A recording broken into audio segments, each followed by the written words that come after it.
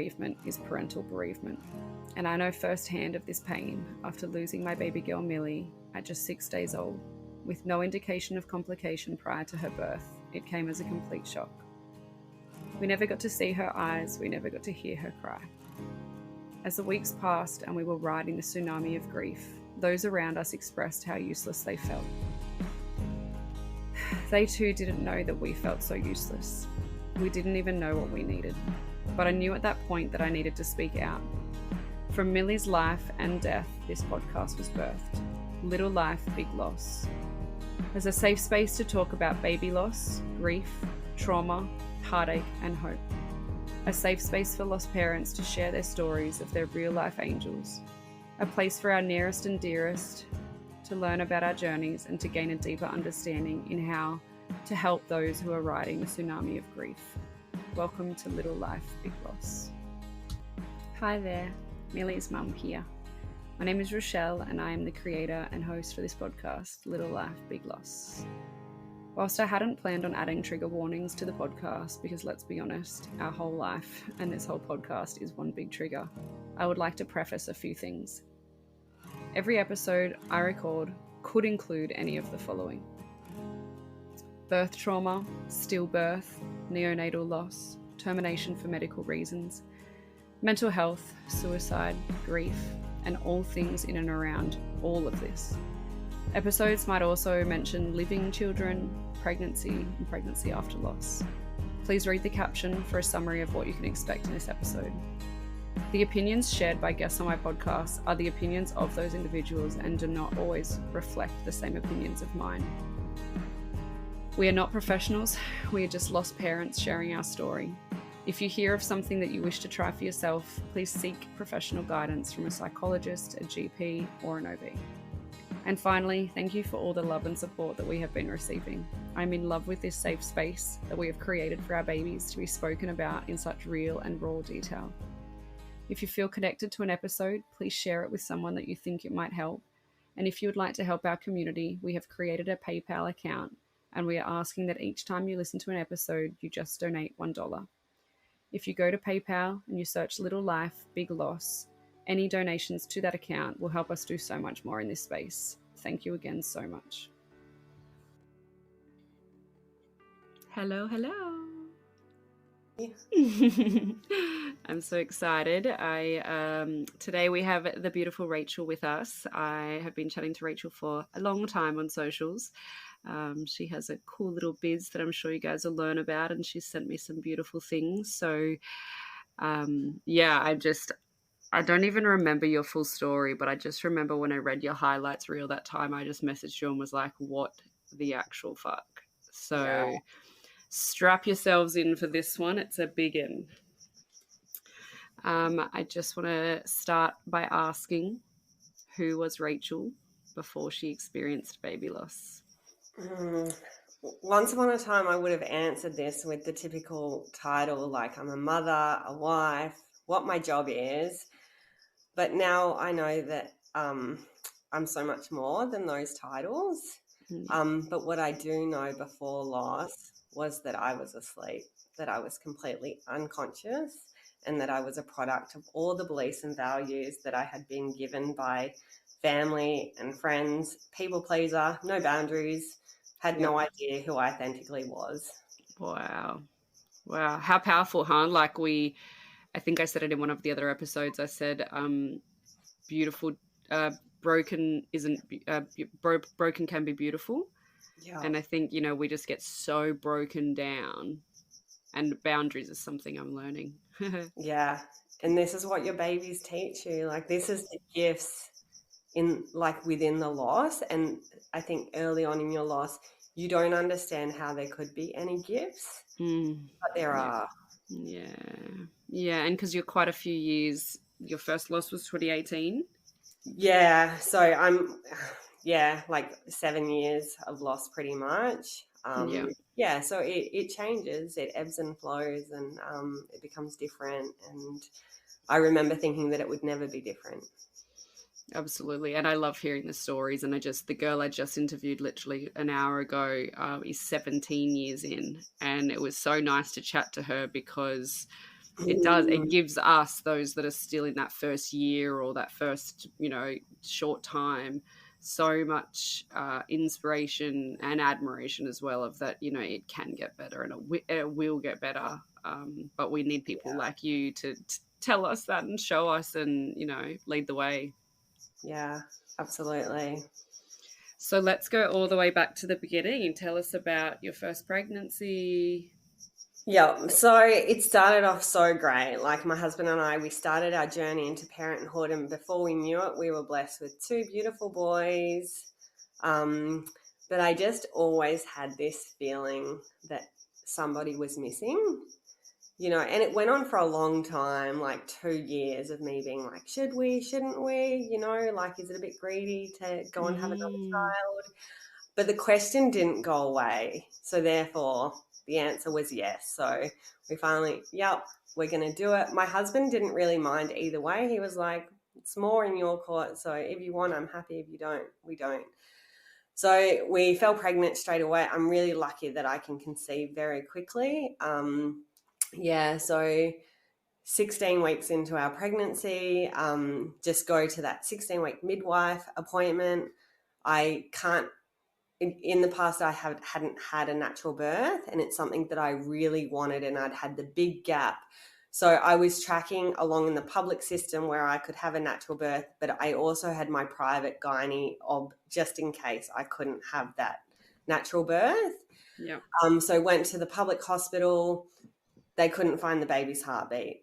The midwife was really reassuring. It was only with the Doppler. She was like, everything's fine. This can be pretty normal. It's probably just hiding, don't worry. So I left. I was a bit worried. But I also vomited that day. So that reassured me. You were like, I'm fine. I'm sick. Yeah. And then, yeah, exactly. Right. You look for the signs. And the next day the midwife rang me and she's like, I was just checking, making sure you're okay. And then in my head, I was just like, why would you call me if it was normal?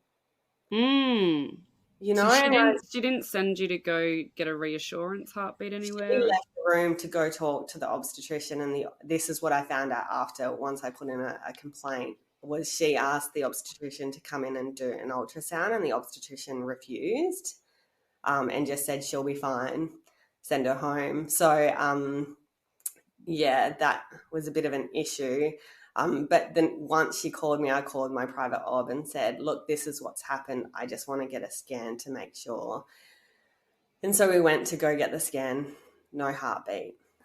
Oh. So the baby was only the size of a 13-week-old baby. Okay, wow. So a missed miscarriage, would they call that? Yeah. That's right. So there were lots of things that went on for me. I had never experienced grief in my life. And all of a sudden, like I was past the safe point. And it just hit me so hard, and it hit me that my baby died at 13 weeks and I didn't know, and how could I not know? I really struggled hard with that. I didn't know what this feeling felt like. I had never felt loss like this before. And it's the loss not just of the baby, but my children having a brother, or a sister. It was so much more than just losing my pregnancy. Yeah. So then... How old were your two boys at that point? So they would have been maybe 4 and 6. Yeah. So very young, they knew that I was pregnant, where things happen. So I'm in a hospital, they're taking me to have a D&C. So when I had this experience, my obstetrician got me to come straight from the ultrasound. And because I felt sick that my baby may have passed away, I didn't eat all day. So when I went in, he was like, oh, I'm going to theatre right now. We can take you straight to theatre. So I was never offered to birth August. I was in so much shock that my husband and my doctor just made all the decisions for me. I couldn't process anything. I was just in shock. And then so next minute I was just taken to the hospital. You'll go down to surgery. During that time, my son had an accident and had a concussion at school. So then my husband left, and then I was left by myself. Oh, my God. Which is the right thing that he had to do. But, it's just those layers of circumstances that happen in these events. Yeah. So when I came back from surgery, my husband and son were in the room, so we shared the news with Orlando, and I remember just telling him and him just going, "What?" Like, like how could those words come out of your mouth? Yeah, so that was really tough. I knew that I still wanted to have a baby, so we fell pregnant again. Yeah. And I just had this unnerving sense my whole pregnancy that something was wrong. Yeah. And, I shared it with my obstetrician, I shared it with my family, and everyone's like, no, it's just because you lost August. Yeah. Like it's normal for you to feel this because you've lost a baby. And we got to 17 weeks and the feeling never went. Got to 30 weeks and I'm a non-dreamer. You're And what? this dream that Arlo died. It was so vivid. I never dream.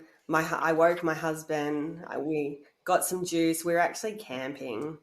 So we went and sat on the beach, and then it took an hour for him to move. So I never dream, and around roughly 30 weeks, I had the most vivid dream that my baby died. I remember waking up my husband. We were camping at the time. It was New Year's Eve, and we went and sat down the beach, and I drank a glass of orange juice, and it took an hour or so for him to move, but I really thought at that moment that he was gone. And then, we continued on. It was the night before he passed away. I rang my obstetrician. I was like, look, I'm just worried again. He's like, okay. He was really supportive. He's like, we'll send you off for another scan. We went. We took the boys. Seeing him, everything was fine. The next day I finalised his nursery, picked up things from the post office. And then that night, just something felt off.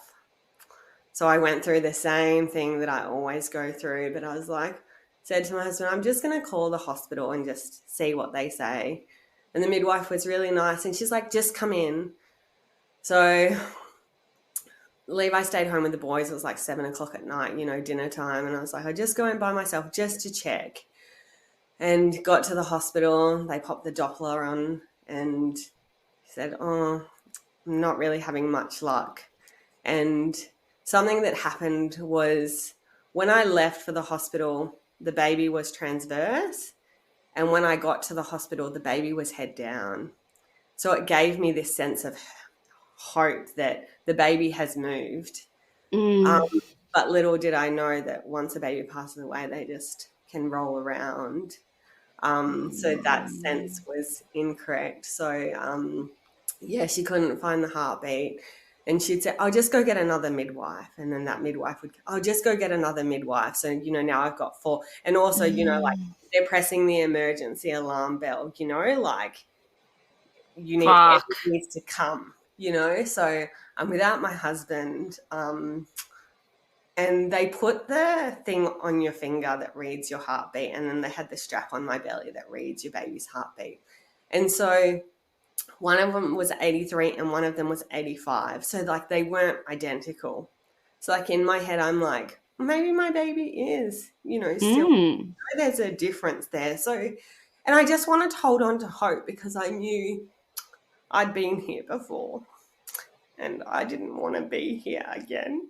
And so I rang my husband and I said, you need to come. And then, it took a bit of time, and then I rang him again and he's like, we're on our way. And I was like, no, you can't bring the kids. Oh, no. He just didn't realise, so he took the kids to his parents' house, which was close by, luckily. Anyway, they said to us, look, we're preparing the theatre for you and your obstetrician's on his way. So, we'll get some information. So I just kind of sat there in hope, hoping preparing the theatre but not knowing what they were planning on doing, or yeah.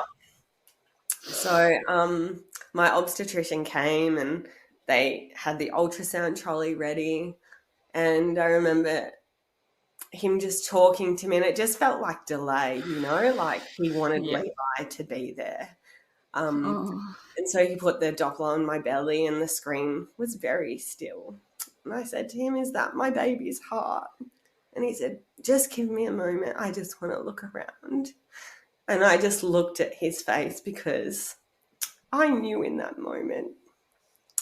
And I can't remember what he said to me. But yeah, Arlo was not to be mine. And I knew that all along. So that was really hard to take because I knew, but I couldn't save him. Yeah, so Levi arrived a few minutes later, and I said to him, "He's gone," and he said to me, "I'm so sorry, you knew," and I did know. I don't know how I knew, but I knew. Yeah, so they said to us, you can birth him tonight, or you can go home and have some time and come back tomorrow morning. So we chose to take the time just to, process it, and we drove home and I couldn't sleep. Like, how are you meant to? Yeah, so I sat up just in the lounge room, and the night was the longest night of my life. And, it's such a weird place to be because I'm carrying a baby, but I'm carrying death. Like, I'm now a coffin to my baby. And that was just such a hard feeling to sit with. So we should have had him that night because that night was extremely torturous for me. Yeah. And I became extremely scared of what I was about to face, and to know that I had no choice but to face it. And so we got to the hospital early, and everyone, was so kind and supportive, and we were given the most beautiful midwife who, really looked after both Levi and I, not just me. And, she explained to us how the process would happen, and I was so scared. And I remember just trembling, my whole body shaking the whole time, and it being freezing. And I didn't know it was just because I was cold or it was actually Shock. trauma, and shock. And I now know that's what it was. So I had to have him via cesarean. They took us to theatre, and did you have to have him via cesarean because you'd had cesareans before? Yeah, and it was just, high risk for me. So just to remove any more risk from our family, it was the right decision to do that. And I remember her bringing him over to me and just falling in love with him in that moment, just like I did with my living children, that although he wasn't living, it was still a beautiful experience that I didn't need to be scared of, that I had just given birth to one of my children and he was beautiful, and how desperately I wish that he was alive. So we spent the next 3 days in hospital with him. The hospital were really great. They didn't pressure us to leave the hospital. You can spend as much time with him as you like. The funeral home was a family friend of ours, and, they offered you can take him home if you want. And, at the time I thought, I don't want to make life harder for myself. Like, I don't want to have those memories of him at home. So let's just have it at the hospital. And now sometimes I regret that because I think you fear these things, but you don't actually need to fear them, because we would have created some beautiful memories at home with him. But the 3 days we spent with him were beautiful. I love that you spent so much time with him. And we allowed family and friends to come and meet him and hold him. The boys came and met him. And that was a really hard part because they didn't know that he had passed away. So when they came to the hospital, they thought they knew that the hospital meant a baby, right?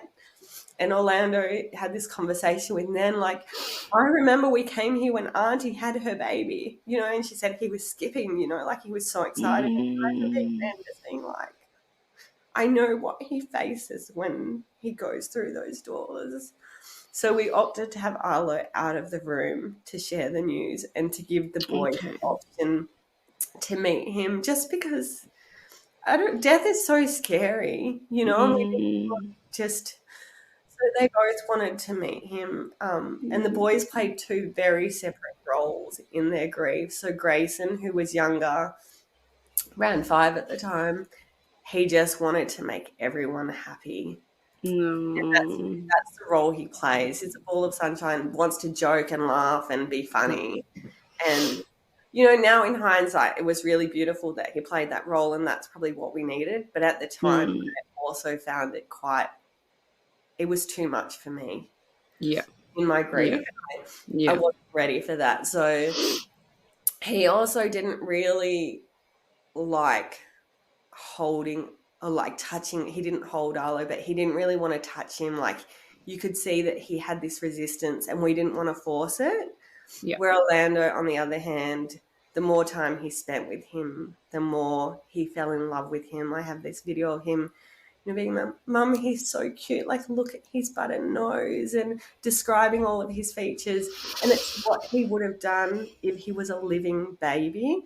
And that's the real gift that Orlando gave me, watching him bond with his brother. Even as a brother, regardless wow. our circumstances. And it was in that moment that I knew that that Arlo wasn't our last baby. It was not just for me, but it was for Orlando. Orlando grieved. You know, as a 7-year-old, he was so excited to have a baby brother. You know, he had planned, like, I'm going to do this with him and he's going to sleep in my bed and, you know, I'm going to teach him how to play basketball. You know, he had forward projected just as I had. Wow. So the which makes us not feel so silly, right? Because when, you know, when we have even our 5.5-week miscarriage 2 weeks ago, like, we were planning next summer with a baby. Yep. And then when you lose it, you feel so stupid. You're like, why did I plan a life with something that is not promised to us? Yeah. But, you know, even they as little kids do that, because that is beautiful at a human nature, that we should be able to plan those things and we should be gifted them. Absolutely. Yeah, so we had his funeral, and then I just knew straight away, like, we wanted to have another baby. We went and got the autopsy results, which we didn't have a full autopsy because I just didn't want him to be cut open. Like, he was our precious baby, and I don't know, inside of me, I didn't want that to happen. So we just got his umbilical cord and the bits where, you know, it wasn't so invasive. And it came back that he had a hypercoiled umbilical cord. So his umbilical cord had 7 coils per 10 centimeters, and a normal baby would only have 2 coils per 10 centimeters. And can that I have interviewed people that have had this same thing, but I'll ask again: is that something that could have been picked up in a scan, or it's just not? So it is something, and in the UK, it's looked for more than Australia. But what's interesting is once we got these results, it made me do some further research, and also I just have this really beautiful photo of Grayson being born where they've pulled him out of my belly and his umbilical cord is hanging down, and you can see how coiled it is. And, you know, the doctor's hand is there. So then, you know, I've taken this to my obstetrician where we've looked at that and said, well, look at the size of your hand and how many coils per centimeter. Wow. So Grayson also had a hypercoiled umbilical cord. So Willow, who's here now, my last baby, he also had a hypercoiled umbilical cord. So it's something that my body does. And did you find out about Willow's when you were pregnant? I did. Were you fucking petrified? Yeah, so it was a very complicated pregnancy. Yeah, it just, I didn't, yeah, like until he was in my arms, I was Absolutely. unable to breathe, to know that he was ours. Mm. Yeah, Wow. it was tough. Yeah, so it sent me on this research, like, and then it was hard because I wanted to have another baby, but I was really scared to have another baby. Of And then I course. had all this grief that I had to deal with. And then I had all these people being like, we just want the old Rachel back. Like, you just Mm. need to move forward. Let's fix you. Go to counseling, Mm. depression. Mm. It's like, and I hated that. So what I Mm. did was I shut the whole entire world out, Okay. including my parents.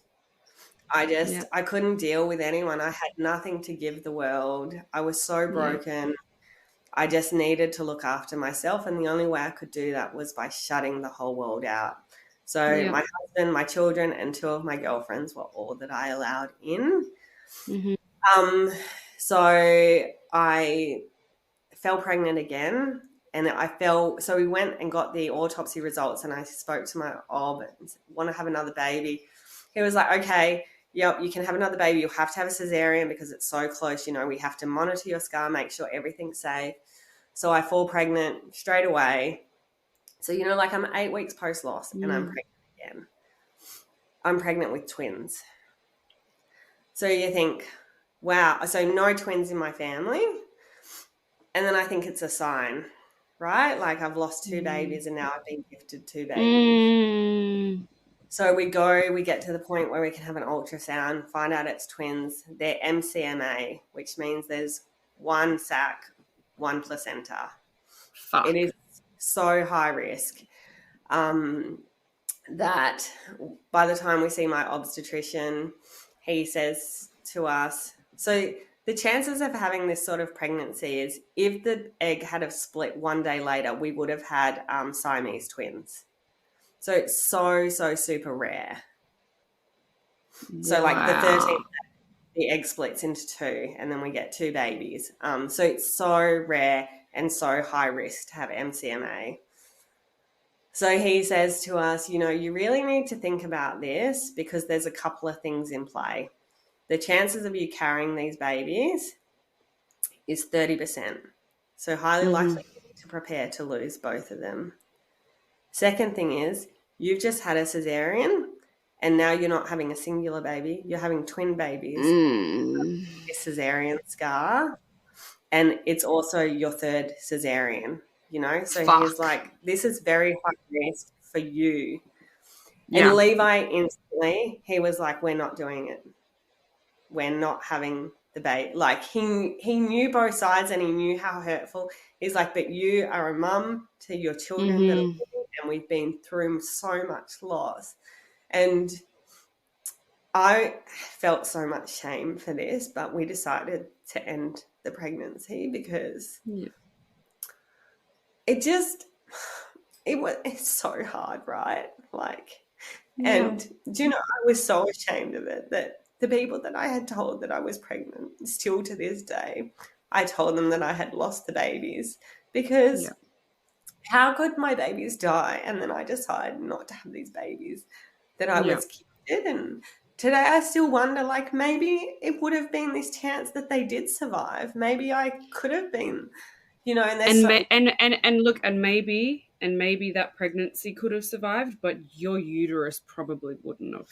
yeah, Like, I have done all the research on uterine rupture because I'm such at high risk now, and I'm 11 months on, and I'm still petrified of falling pregnant with twins because my OB is still telling me that I'm high risk from, like, our yeah, uteruses are amazing but fragile, and eight yeah. weeks after a cesarean, like, that would have been the hardest, worst decision ever for you, Oh, but you yeah. probably saved your own life. And like Levi said, you have other children at home you had to care for and be there for. And oh my gosh, you poor thing. Fuck. Yeah. So it was just like I just felt so bad because I so desperately wanted to have a baby, and then I got two babies, and then I had to make that decision. Mm, And so it felt horrible. It made my grief even worse of because then I course. carried guilt too, you know, like I was just layering upon layering. And they weren't normal twins. You didn't have two eggs, two sacs, two, like their survival rate was already low. Like it just, oh my And it was just God. like, what are the chances? Like, why is this happening to me? Like, Mhm. I've lost two babies and now you've given me this. Like, what? Am I not meant to have a baby? You know? So then I Yeah. fell pregnant again. We lost the baby. Fell Oh my pregnant again, fucking. lost the baby. And then I had said to my husband, okay, so it's coming up to the end of the year. If we don't fall pregnant by the end of the year, then we're done. You know, like Yeah. I have to just accept that this is my life, because when you start living in this loss, and for me, because I had living children, I had to draw Mm, a line in the sand because I also had to mother through my grief. yeah. I still had to show up and be there for my children, and the time period was getting too long. You know, the Yeah. roller coaster, like, and for me, was super important that I'm still a good mum to my kids, you know, and all of a sudden, if I'm staying in my grief forever, how am I mothering my children and showing Yeah. up for them and Yeah. getting out of bed and being the true mum that I want to be to the kids Mm, that I have that I'm grateful for? yeah. You know, so Levi and I agreed, yeah, give it to the end of the year. If it's meant to be, it'll meant to be. If it's not, then it's not. Yeah. I had also made the decision to protect myself that I wasn't going to take a pregnancy test. Okay. So I was just like, if I'm pregnant, I'm going to take a pregnancy test on the 1st of January. New year, fresh start. So Yeah. that was like the 8-week mark. So I knew in my heart, because I didn't get my period, but Yeah. I wasn't taking Oh the my test. gosh. How did you wait so long? I know, but it was one of those things where I had been through so much loss. Like, Yeah. I just felt like it was Yeah. better not to know. Like, Yeah. and I had done the pregnancy where I did the HCG test, and I went to the doctor every week and we monitored it. And so I checked and knew Mm, exactly where I was at. yeah. And I still ended in miscarriage. So what I started to realize was that it didn't matter, like, if I triple checked on my pregnancy, like, the outcome was the It outcome. doesn't stop So it. Yeah. why not just be a bit more relaxed about it, let it go? So, because you become obsessive about it, Yeah. So I was like, I need to just let go of it. Like, we've got the plan. I'll either be pregnant or I won't. They're the two outcomes. So I knew already deep down in my heart, but come 1st of January, I took the pregnancy test and it was pregnant. And I had a good feeling. I had this sense that this was my baby. Mm, We'd also planned that we were going to go travel around Australia. So as soon as this baby arrived or didn't arrive, we were traveling around Australia. It was our backup plan that if it wasn't meant to be, I couldn't be in the city with family. I had to be away and to work out who yeah. I was as a mother of two. So we planned this trip and Willow was born, Mm, and it was funny times because it was COVID. okay. Yeah. So, because I didn't want to share my pregnancy with anyone. So even this whole pregnancy, I kept a secret. I didn't even tell my family. Wow. Yeah. And because of COVID, it was very easy to do that. Yeah. So we left when he was 6 weeks old, but when he was 3 weeks old, we announced him to the world. Wow. And a lot of people were very angry at us. But for the first time in my life, I didn't really care. It was just like, I had Yeah. Like, to me, and this is yeah. what it was. And, I didn't have the safe period. Like, I didn't have the 12 No. weeks safe. I had You been didn't through, have 12. You didn't have 16. You didn't have 30. yeah. Yeah, I get So, it. this was my safe period. It was having a living baby in my arms, in my home, in his Mm-hmm. nursery. There were so Mm-hmm. many layers, and, it was just, I had so much anxiety of my own that I didn't want to carry other people's worry. Yeah. And then what, like, you've been through all these losses and, you're still doing it. And Yeah. So And the judgment, like, I think, yeah, I said it to someone the other day, I hate that when other people already have children, it's like, we've already got some, just be grateful. It's like, no, when your heart is yearning for a child, like, I could feel it when you're telling it, like, you were still yearning, and we know deep down what's coming and what we need. And yeah, like, you were yearning, you knew that you had another earthside baby to come, and so you were doing what you felt you needed to do. yeah, totally. Yeah. Um, yeah, so little baby Willow came along, and it's like the moment they handed to me, I took a breath for the first time. Mm, Even my best friend, she was the only person who came to the hospital, but she was like, Rachel, you look different. She's like, your face mm, is just different. It's like you're breathing, and yeah. this is the gift that Willow gave me was, although it Mm, wasn't his job to heal my heart, he healed me in ways that I didn't know was possible. mm, He's just this most beautiful soul who is meant to be ours. And Willow was mm. also a twin, but his twin Ah, vanished. vanishing twin syndrome. Yeah. Yeah.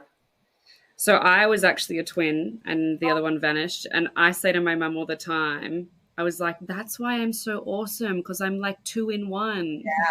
So Willow's that's also why I so was about to say, that's why Willow's so awesome. yeah. Wow. So Today fuck. So was you had no twins in your family, and you got two sets. Like, yeah, it's weird, hey. And so yeah. like just with Willow's pregnancy, it was yeah, it was so complicated. I can't remember what it was, but part of my uterus wasn't attached where it was meant to be, and which meant that I would have had to have him at 28 weeks unless it fused. And so then they had me going for scans regularly, which is with the hypercoil umbilical cord and yeah, the fused uterus, and it did fuse. So that was one Fuck. relief. We knew that we could go to full term with him. So the pregnancy was also problematic. So it was I didn't just get to go have a normal pregnancy where Mm. I had every time we showed up to a scan there was like a new problem, or like What in the hypercoil. at at what gestation did the other one vanish? Was it early or Yeah, by 12 weeks. okay? I So we wasn't had sure if there the was a 8 scan and then the 12-week scan and 12 weeks. Yeah, it was gone.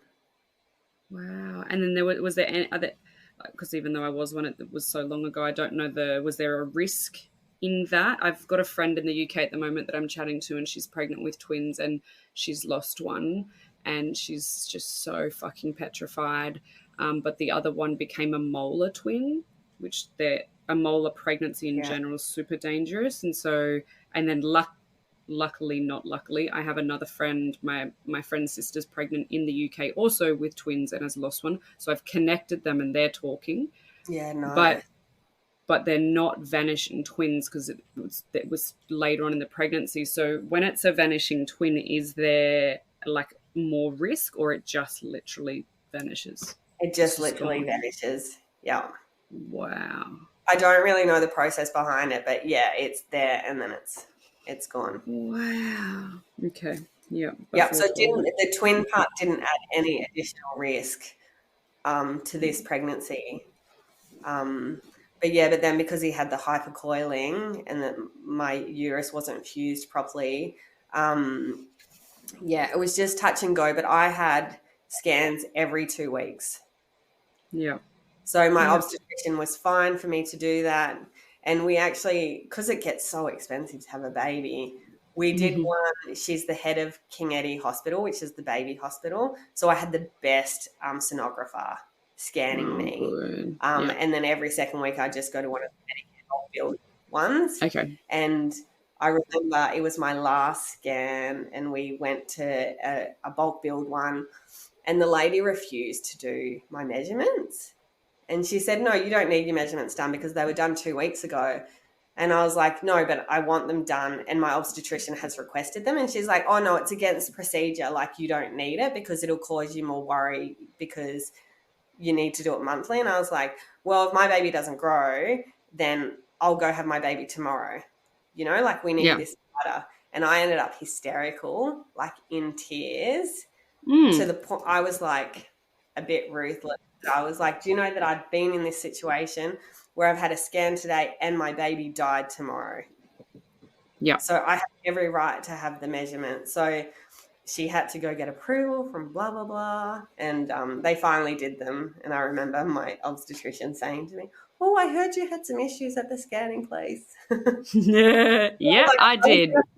I was going to fight for my baby. Like, I didn't care what your policy was. It didn't make sense. It wasn't made for my circumstances. You know, so if you believe something, you should fight for it. And the shit thing is we don't learn how much we should fight for ourselves until we lose a child. Like I think like you wouldn't have known to fight for that had you have not been through the losses you'd been through. Yeah, exactly. And I think that's the shit part. Yep. So we were very lucky that Willow was born safely and healthy, and you know, we chose to have him at 37 weeks on the dot, which is, you know, the recommendation. My obstetrician was great. He was like, we can go earlier. We brought the pediatrician in to, you know, discuss our options, and, you know, 37 weeks is what everyone kind of felt was the good, you know, we could get me to there. That would be great. And yeah, he came along and just changed our lives, just gave us hope, healed us. And how's Orlando with him? There. So now he's 3.5 and they have the sweetest bond. Like, they're just so connected, and Orlando loves him like a third parent. Yeah. You know, like he knows. Because he's what? Is he 10 now? No, so he's 12 now. Oh, 12. He's 12. Yeah, so he would have been 9 when we had him. But he wanted a brother, he wanted a sibling. He wanted to nurture someone and be that big brother, and he truly is. You know, like he's already like, when I move out, Willow's going to come and stay at my house. You know, like when I move out. Yeah, I know. Yeah, and, you know, they're so cute. He has a basketball ring. He wants to get Willow a little basketball ring, you know, so he can coach him, and they're just so, so sweet. What a sweet boy. Yeah, I love them. And Grayson and Willow get along on a different level where they have more of the sibling rivalry.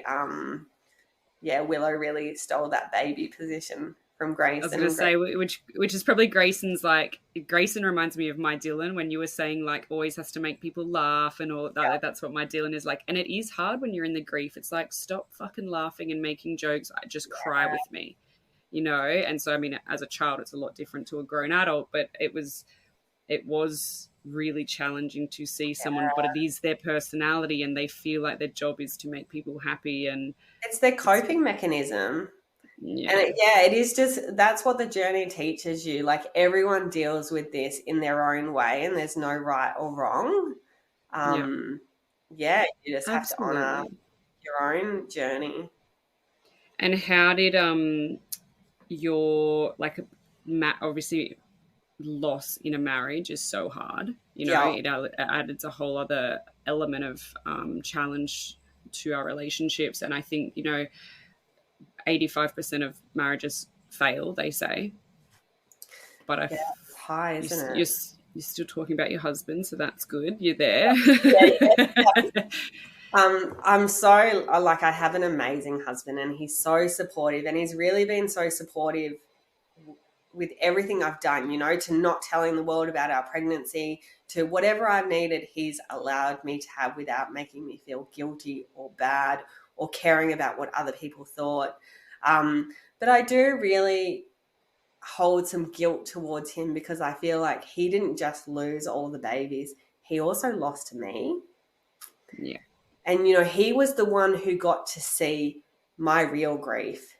Wow. He got to see me, you know, just at the depths, in the most darkest places. And, you know, I could turn up to school drop off and put on my face and, go through the motions, but he got to see the deepest, darkest parts of my soul and to be my rock in those moments.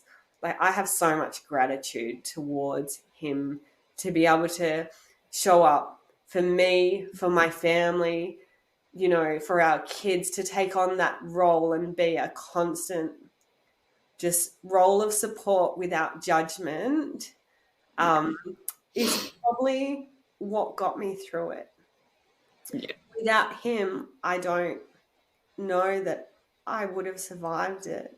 Yeah, absolutely. Yeah, I think that's so special, and it's I don't think enough men get credit, and maybe not all of them are as beautiful as ours, because I know I'm so fucking blessed to have Dylan, and he's made, I wouldn't have survived without him. And even at one point in February, I was like, I'm out and I can't do this, because I felt I couldn't give him what he deserved as a husband, because I just was like, I just need to survive this myself. And I couldn't give what he needed, which was, physical touch and just like love and emotion and intimacy in any aspect. I was like, I just can't. But he is so solid and such a rock and so beautiful. And even though he was always that playful person, when I couldn't even cop that, he's learned, like, he's such a great learner. Like, he's like, okay, cool, it's not the time and the place, but he has just, picked up the pieces. But also I've learned to then be strong when I can, so that he can fall when he needs to as well, not that he falls hard like I do, but he's never suffered from depression or anything like that. So he's a, much stronger person than me.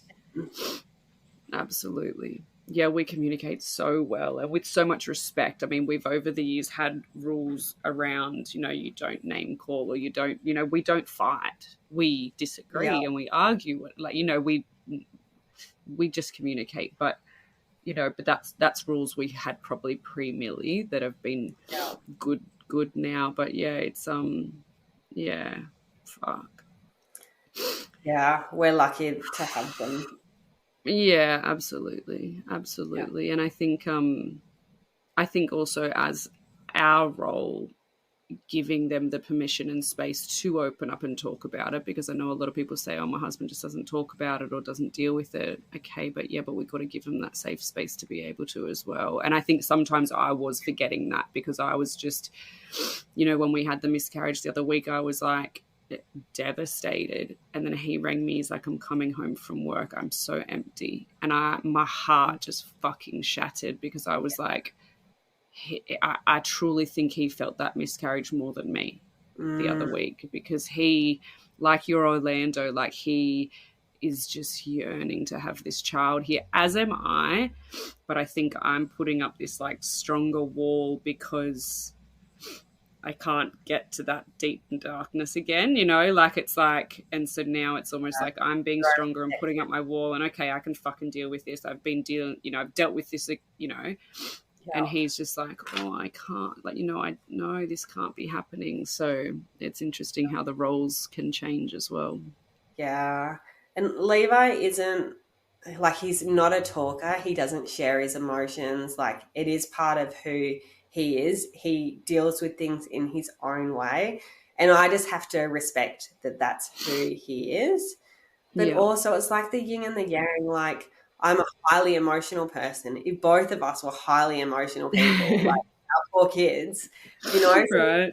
Like, we have this really beautiful balance where, like Levi, he went back to work 2 weeks after Arlo passed away, because he needed to do something. It wasn't because he didn't care, but he couldn't just sit around and be in his grief.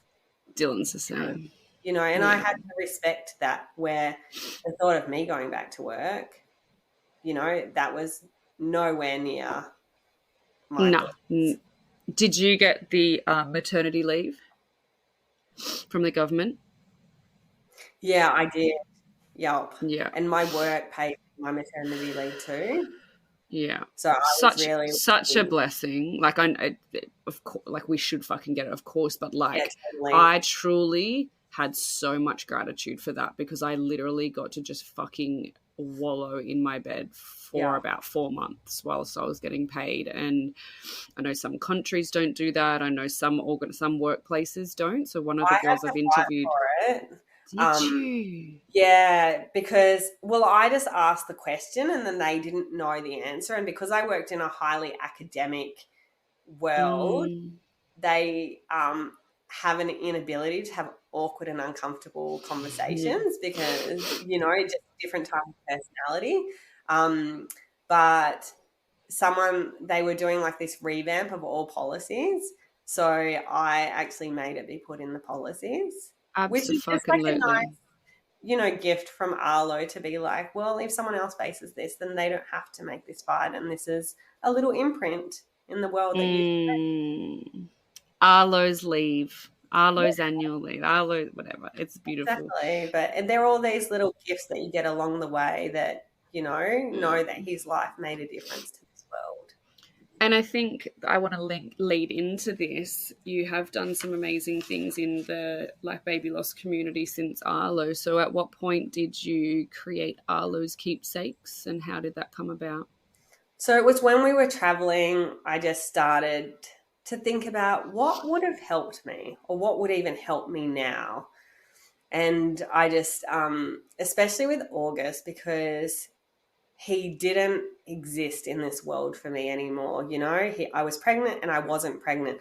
All I had was a few ultrasound images. So I was like, people need something that is Yeah. physical, that's tangible to acknowledge the loss of their baby. So that's how I started to create that. And then I was like, you know, I work on the Sans Brave. I have worked on the Sans Bravement line, and I had this one conversation with a lady where I was like, maybe you should write your baby a letter, you know, like and tell your baby everything that you've told me today, because, you know, and the transformation from the beginning of the call to the end of the call. And she's like, yes, that's what I'm going to do. Like, she's like, I already feel better about it. And then I was like, hang on, I'm going to go write a letter, you know, and then I actually so good to like connect with my baby and tell them everything that I wanted to tell them. And it was just such a real healing process. And then I was like, okay, so it's got to include a letter. It's got to include something tangible that you can hold. It's got to hold a space, you know, where you can put the pregnancy test. And then, you know, this beautiful product just was developed. And so it literally came from a need of what would have helped me. Yeah. And since then, I'm currently making an urn range. Cool. Do you have any of So the with Arlo, he came mine? in. Mine are not in this room. What you've got, but if you've got them, if anyone's watching on YouTube, they can have a little. One. Oh, is that the urn? Sorry, it's a bit sunny. It's very sunny. Yeah.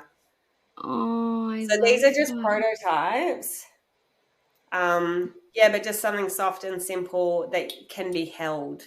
I needed something that could be held, you know, just like. So Arlo's urn came in like a commercial little white box that had a teddy bear on it. And it was, I actually think now in hindsight that the funeral home bought that for us. So he didn't just come in the cardboard box. Yeah. And I hated it because it was so commercial, it had no meaning. And so I had messaged all these potters to say, I need an urn for my baby Rora. They either said no and gave me this belief that an urn was like a special vessel that you needed to know how to make, or they just said no, it's not something that they would do. So I went to pottery classes to learn. Oh my gosh, you're amazing. Like a gift, you know, like one of the gifts you collect along the way. And so Arlo gifted me pottery. So I went to pottery, went and did the first class, very quiet, stayed back. When they, you know, wanted to know why you were there, I was just learning pottery. Second week, I got there early to speak to my teacher, and I told him why I was there.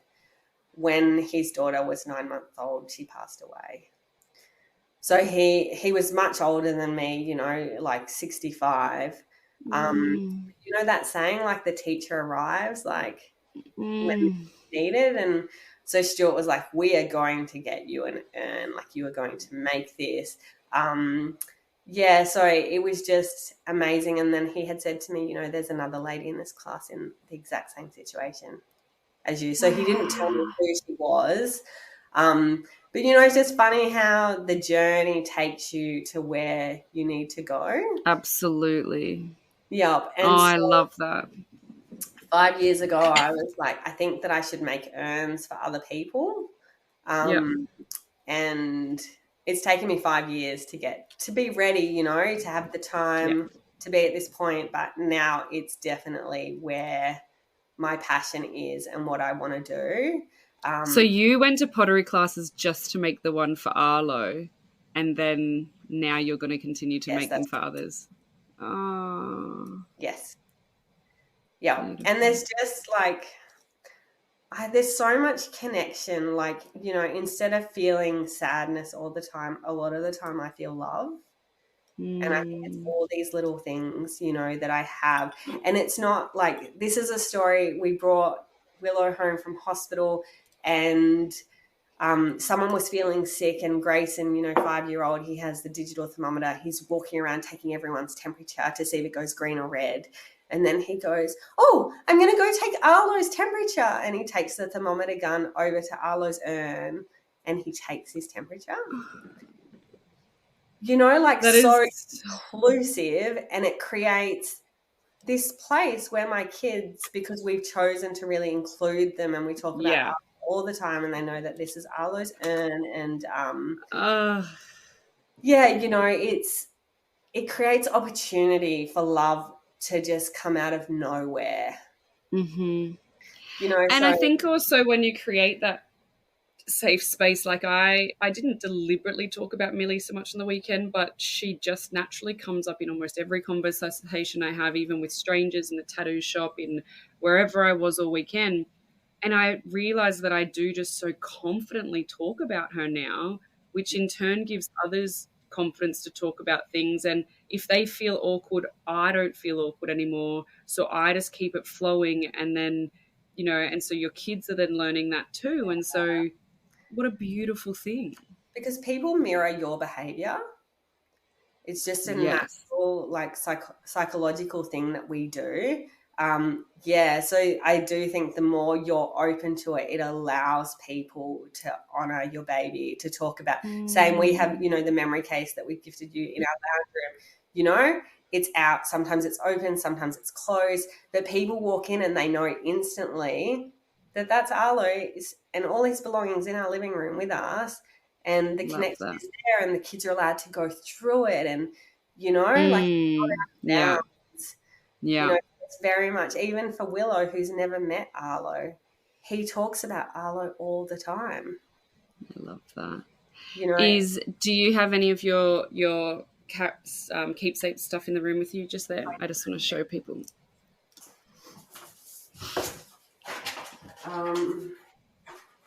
Mine are now out in the living room, and I'm so proud of it.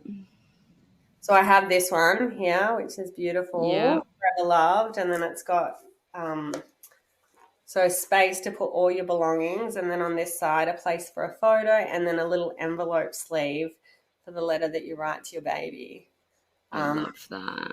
Yeah, and then it's perfect, because it can go on the bookshelf with your baby's journals that might be here earthside, or it gives an opportunity for things not to be shoved in the back of a cupboard or under a bed.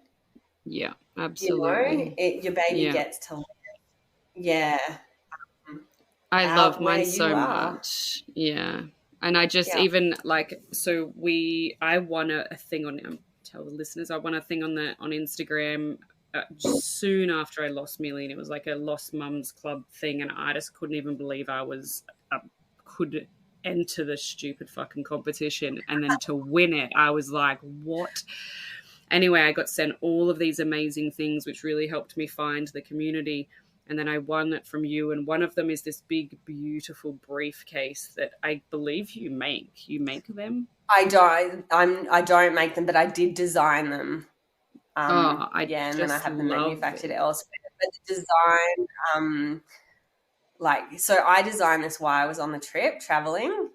And when the first design rocked up, which we picked up in Darwin, I just cried because I hated it. No, no. I was just like, no, like it's not good enough. Like, and I was just like, it is not this product. Like this, Yeah. my heart's not in it. It's like, I'm not doing it. My mother-in-law was traveling with us at the time, and she was like, no, you are going to do it. We've just got to change it. So let's talk about all the things you hate about it and let's make it Yeah. better. And so, yeah, for weeks we discussed it every single day. And yeah, we redesigned it. And then the sample arrived, and I cried again because I loved it. And it was so, Yeah. and I'm so proud of it. It's so beautiful. And when it arrived, I just was not expecting it. Like it was just this big, beautiful, heavy, white, creamy colored, like leather briefcase, suitcase almost type of thing, but just this. And then you open it and the quality is good. And then you can just put all your bits and pieces in it. And I was horrified at how much I actually had to put in there because I was like, I just had beautifully so many cards from people and so many I made a scrapbook of photos of Milli and this, this scans and Yeah. just everything. And then it was just all in this one place. And then now you open it and it's just, it's just Milli, and then I got the little miscarriage one from you, which, Dylan and I had a miscarriage in 2021. So I had things in there, which was super cute. I didn't have a scan ever of that, but a photo of me showing Dylan. And then my dog chewed it. And so Rachel was beautiful enough to send me another one because, of course, my Kelpie fucking chewed the thing. And then the week it arrived was when we've just had this miscarriage just last week or the week before. And I was like, I can't believe I'm adding a second one to this, which was just so shitty. But also in such a shittiness, it was beautiful to have somewhere to put that, and I think what you're making is absolutely beautiful. And I've really adored being able to have a part of it. Thank you. Yeah, amazing. Oh. I always say it's like our babies, when people say, how'd you come up with the podcast? I'm like, it's like this idea just dropped from heaven onto my heart and it just came out. Exactly. Like that's how it's birthed. Like it just pops into your head and it's just like with the urns, I just felt it. Like I was like, one day this is going to be my purpose. Yeah. Honor babies. And I'm so close to launching the urn range, and Yay. It's so healing for me. Yeah. And if I hadn't have lived, if this hadn't been my story, this is not where I would be. And there becomes this place when you get your living baby, but then all of a sudden there's like, which one would I have chosen? Like, because if I had Arlo or August, I wouldn't have Willow. So then it becomes also confusing because you're like, well, hang on, like I wouldn't choose any, but I couldn't change how it is now. So you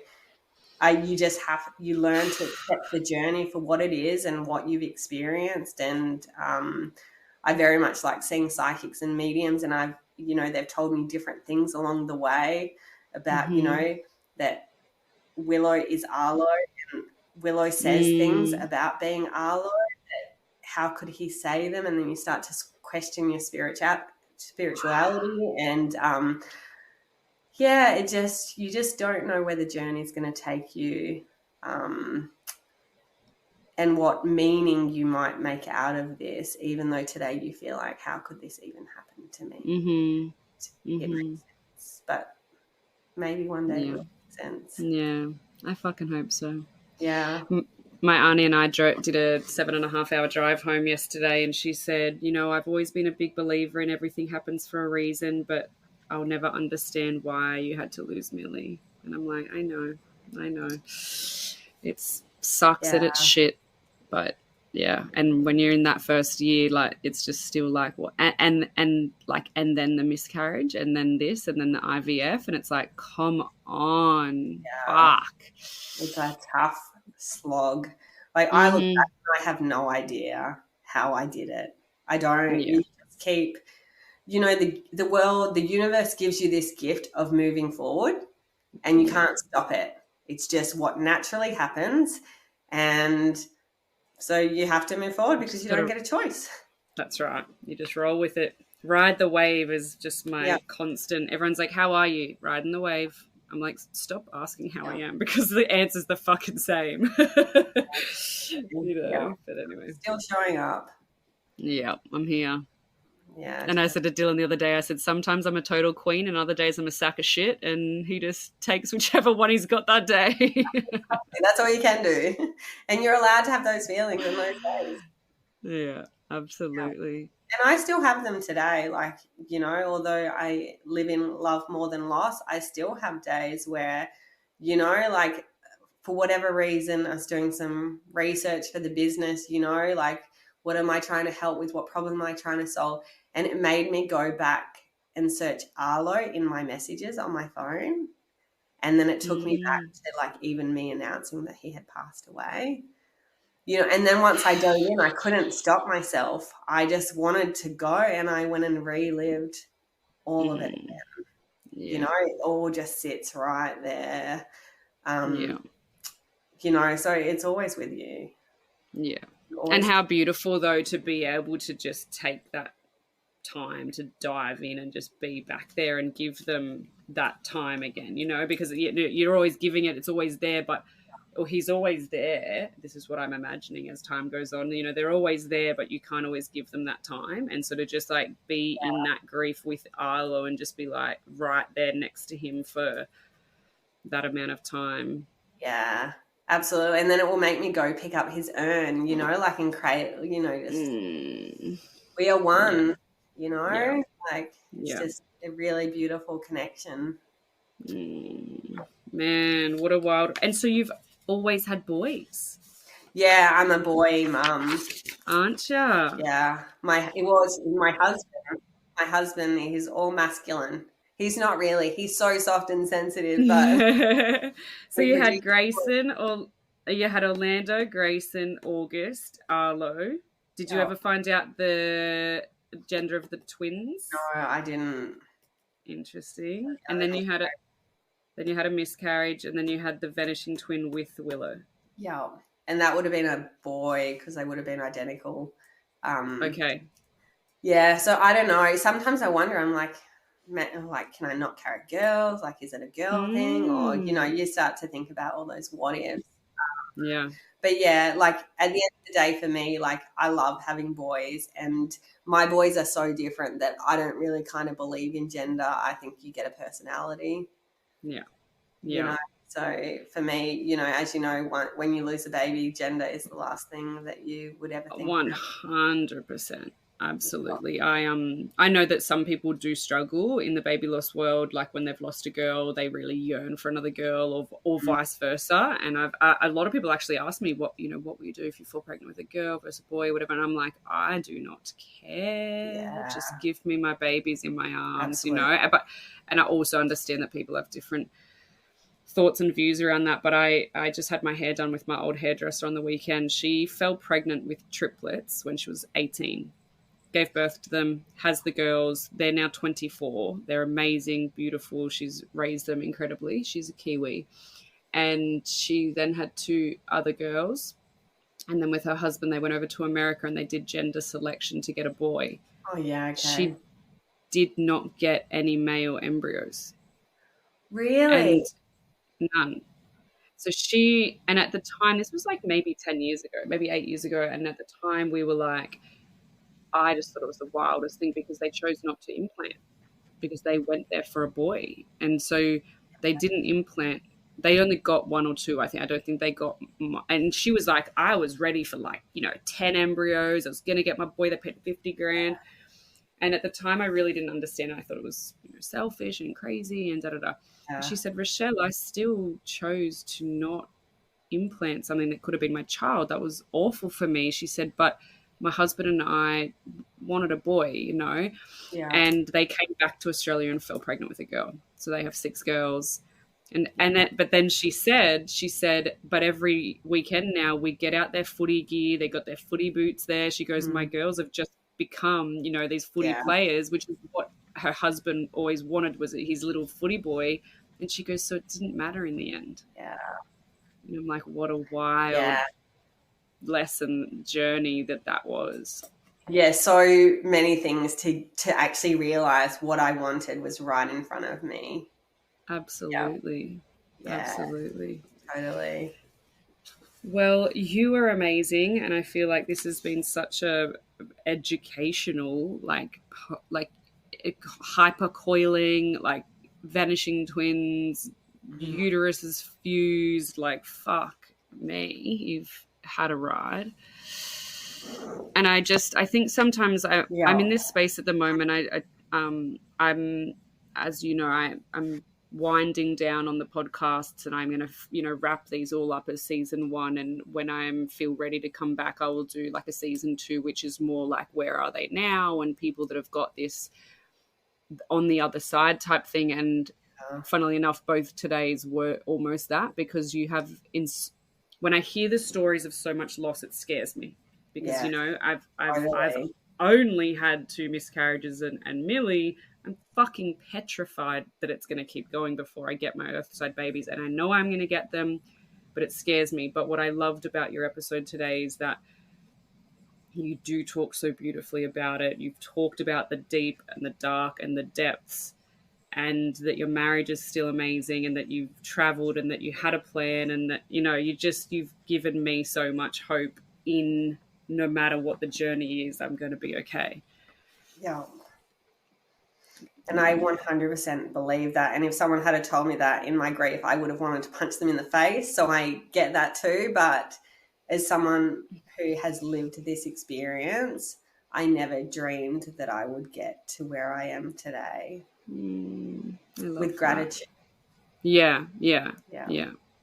I love that. And I love how much you are doing with Arlo and for Arlo and your kids and everything. I've really, really enjoyed today. Me too.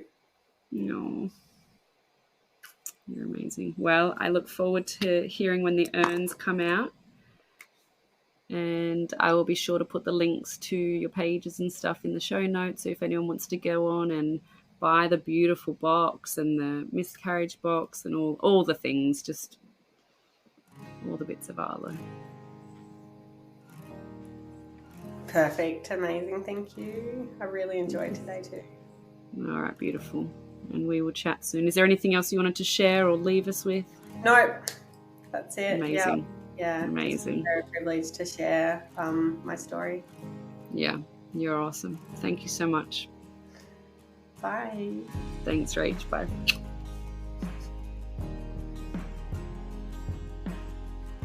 Thank you for listening to Little Life, Big Loss. If you are here because you've experienced baby loss recently or a long time ago, I am so sorry. If you have never experienced the loss of a baby, but you are here to learn, thank you. If you are here because you have just had the news that you have to make some really tough decisions, I am so sorry. I hope these podcasts give you the help and the guidance that you need. If any of today's conversation has triggered any uneasy emotions for you, please contact Lifeline on 13 11 14 or lifeline.org. Another organisation working specifically with pre- and postnatal depression and anxiety is PANDA, PANDA. You can find them at panda.org.au. And remember that postnatal depression and anxiety does not discriminate. It can affect both men and women, mums and dads. Please seek help from your GP, psychologist, your local hospital, a midwife, OB, Lifeline, or PANDA. I love you and I miss you, my Milli.